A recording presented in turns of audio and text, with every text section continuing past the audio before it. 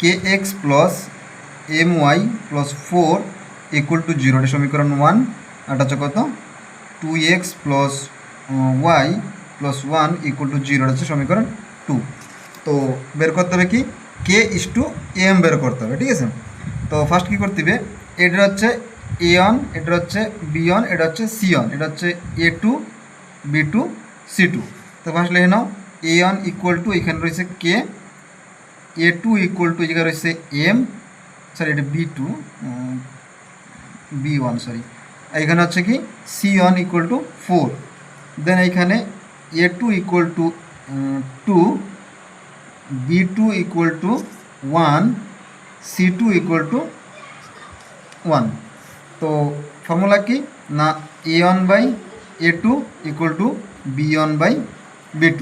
তো A1 by A2 মানে এই 4 ডেরে করলে হয়ে যাবে।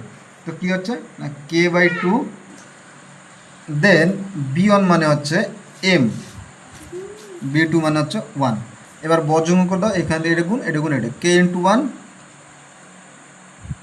1কে লেখা যায় equal to 2 into M, 2m।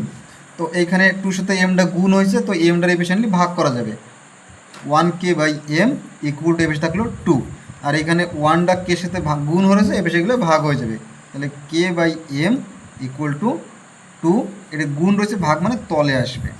তাহলে এবার কে বাই এম এর অর্থ হচ্ছে কে বাই এম লেখা যা কে ইস টু এম লেখা সেম কথা। তো কোশ্চেনে ডিমান্ড করছিল কে ইস টু এম কত হবে, তো কে ইস টু এম হচ্ছে 2/1, সেটারে আমরা 2:1 লেখলে মধ্যে হবে, ঠিক আছে। তো এই সাইডেরটা দরকার পড়ে না, আমাকে অ্যান্সার জায়গা ধরে যায়, তো এই ফলে হবে।